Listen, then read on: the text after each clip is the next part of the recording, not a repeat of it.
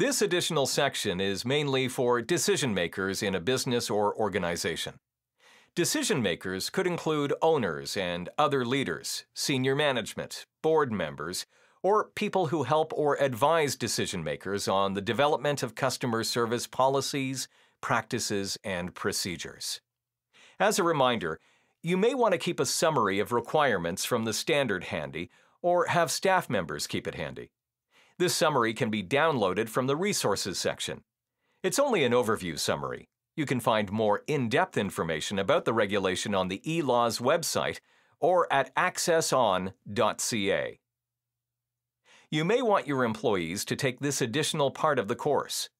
Also, you may need to customize and add to what's been provided throughout this whole course for your own business or organization. This isn't a requirement of the regulation. It's just a good practice to give trainees a full picture on how these areas would be dealt with by your organization. For example, you may want to look at the section here on service animals and provide additional information to any trainees in your operation about situations where they're likely to encounter service animals. You can reinforce the prior learning in the training. For example, emphasizing that service animals should not be treated as pets, since they're working and need to focus. Let's proceed.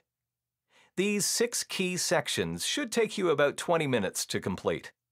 The following topics will be covered: policies, practices, and procedures, service animals, support persons, notices on service disruptions, alternate formats for materials and publications, documentation.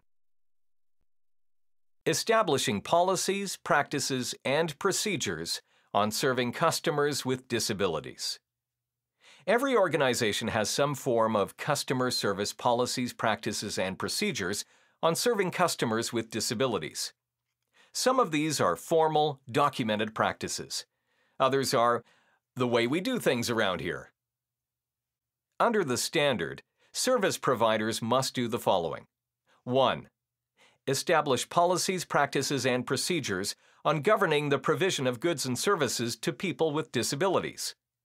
These policies, practices, and procedures are in addition to those specifically identified in other sections of the standard. 2. Use reasonable efforts to ensure the policies, practices, and procedures on providing services to people with disabilities are consistent with the principles laid out in the Customer Service Standard. These principles are dignity, independence, integration, and equal opportunity. 3.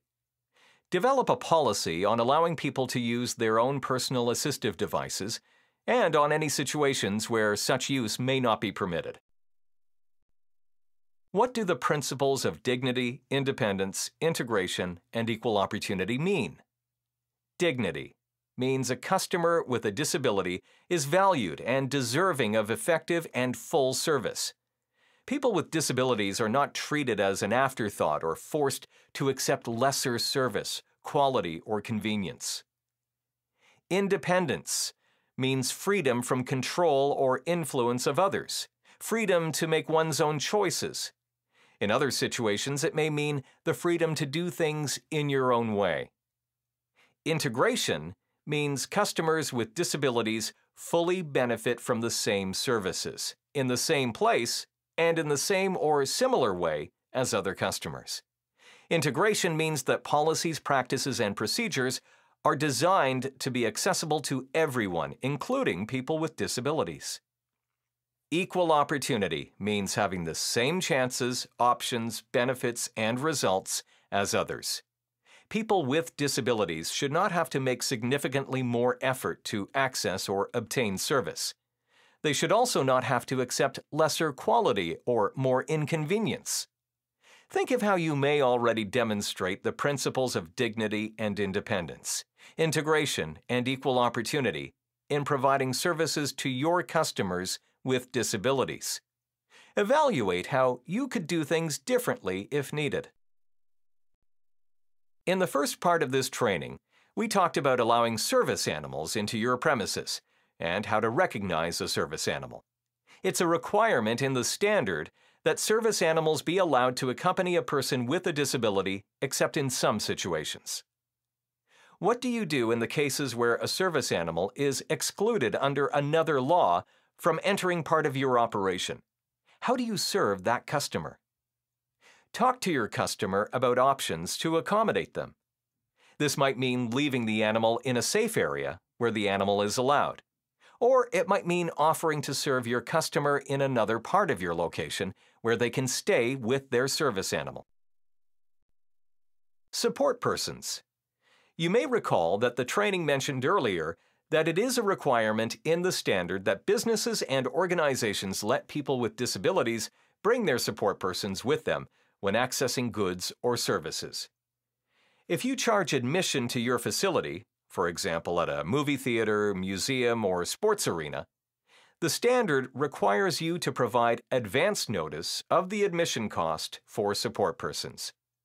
That way, customers with disabilities and their support people know what to expect.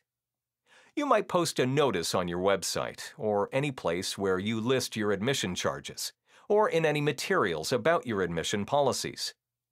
The standard doesn't require that you allow support persons into a facility or a cultural site for free or at a reduced rate. It requires that you provide notice on the fee, if any. You must provide notice to the public when facilities or services usually used by people with disabilities to access your goods or services are temporarily unavailable, or if they're expected to be temporarily unavailable. This applies to unexpected disruptions, as well as those that you know about ahead of time.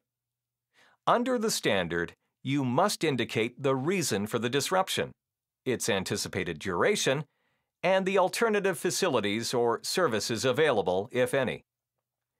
Notices and communications on service disruptions should be in places where people are likely to find them. Some suggestions. Notices can be posted on a website, in a window, or at a door. Think of the facilities, services, and systems that people with disabilities rely on to access your services. Escalators or elevators, for example, are important for some people with disabilities because that may be the only way to reach you. You may have other systems or services designed to meet the needs of people with disabilities, such as accessible washrooms, amplification systems, ramps, and TTY services. Basically, you must provide notification of disruption for any location, technology, or method that a person with a disability must use to access your services. When you know that a disruption in service is going to happen, try to give a reasonable amount of advance notice. You must provide notice of all disruptions, even those that you didn't expect. When an unexpected disruption happens, such as when technology breaks down, try and provide notice as soon as possible. Disruptions to all services, such as a power outage, do not require special notice. You can provide alternative options, such as a map with directions to another elevator or accessible washroom, information and a map to the nearest alternate location, information on other service delivery modes, such as doing a transaction online, by telephone, or by mail. You can plan to provide advance notice of scheduled service disruptions in the planning for a disruption itself. Here are a few ideas. Notices can be posted weeks in advance on a website, in a window, or at a door.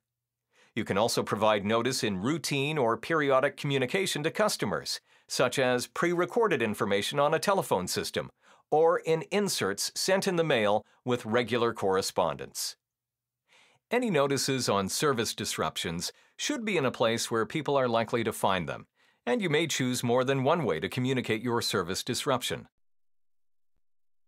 Remember, when you communicate with people with a disability, you must take their disability into account. You must also take into account a person's disability when providing documents or the information in them. Under the standard, a provider and a customer with a disability can come to an agreement upon the format for the document or information. Potential formats include large print, audio cassette, braille, CD-ROM, email, DVD, or electronic text on a diskette, or other format. Here's a suggestion. discuss with the customer which alternate format would work for them. For example, if the customer asks for large print, be clear about what large print means to that customer. For some, it may be an 18-point font size, and for others, it might be a larger or smaller font size.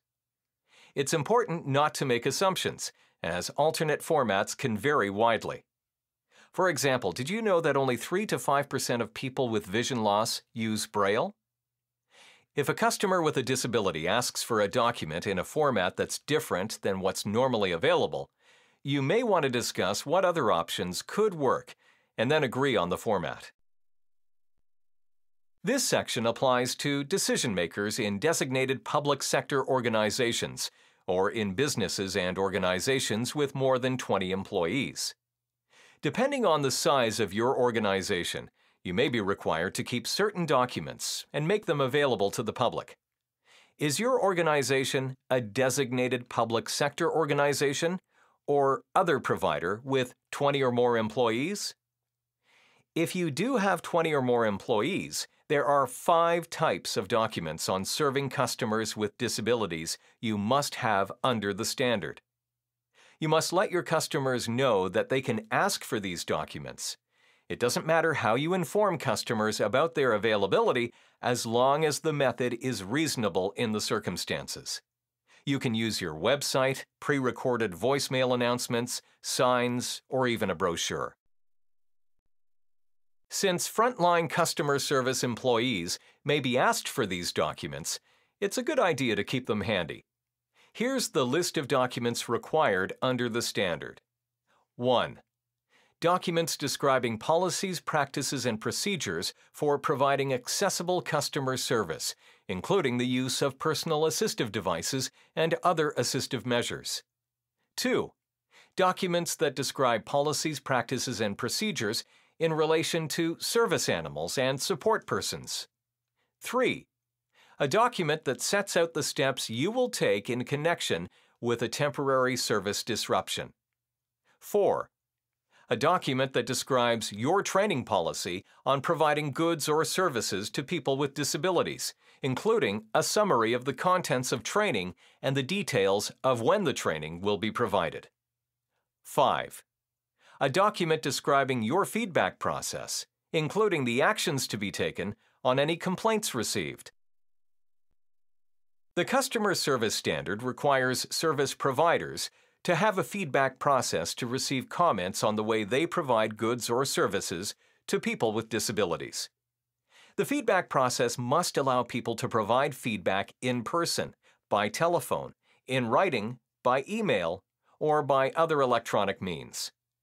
When you respond to the customer, you must take into account the person's disability so that you're communicating to the customer in a way that's accessible for him or her. Thank you for reviewing this additional material in the training. This is a good time to review what you've learned and to determine what information or additional learning you may need to convey to customer service staff in your organization. What did I learn about serving customers with disabilities? What customer service improvements can I make as a result? What additional information do I need to convey to the appropriate staff? Again, thanks for giving me an opportunity to share this e-learning journey with you.